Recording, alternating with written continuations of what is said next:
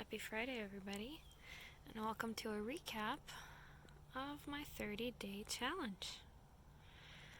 So, here's the first three. Here's the natural inks I've made. Some exploration of the Scholar pencils, landscapes, collage landscapes. I'm missing one. I have no idea where it is. Probably because of the move, it just got lost. And here's the one that were made on the road.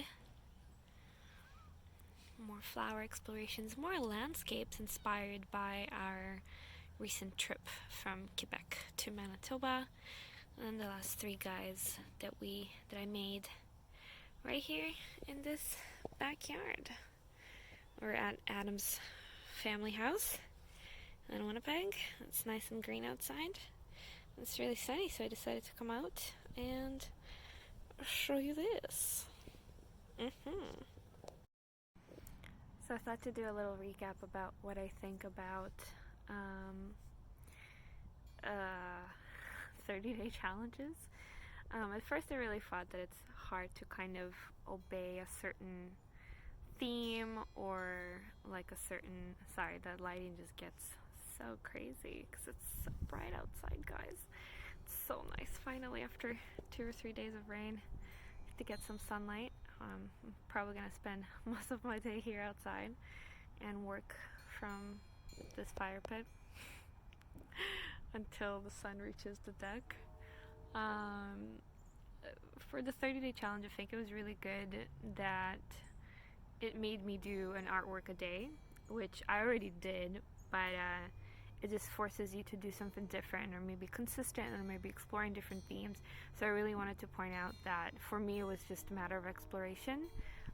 Since the beginning of this pandemic, I kind of didn't know what to start, didn't know what to draw anymore, didn't know what I liked, and I just wanted to kind of take a little break and do something different every day or every couple of days. So as you've seen, I've done something different every 3 days. Which kind of like on the Instagram grid, it really helps. So it kind of breaks it down very nicely. Other benefits of the 30-day challenge, I think, is just it pushes your framework and it makes you think about something different every day, or to create something different, or to explore something that you didn't know you wanted to explore. So for me, it was the landscapes. I love landscapes. I love landscape painting, but I've never really done a drawing of it or anything like that, or even try to. So the first 3 ones were inspired by Iceland, by my trip a couple years ago, and then the last 3 were from our trip from Quebec to Manitoba. And I used different colors, and I just realized, wow, I actually do like the textures that I make. And I noticed that in all my photographs that I do take from places and stuff like that, it's mostly textures. So like how the grass moves or how the mountains are or anything else that kind of interests me. So I think that would be something that I'm definitely gonna try to continue and explore in future works, even not if in final works, but at least in some sketches, because I always want to continue growing and making different types of art, because why not, right? And yeah, I do recommend to kind of give yourself a time frame to when you work on that. So like I usually did them in the morning or in the afternoon, so whenever I felt like I'm more creative, and it wasn't on my to-do list. So sometimes it did feel like a task to follow it along, but at the end of the day, I was very happy with the results and everything that I've made with it. I should have done a bullet point for this so I can have like number 1.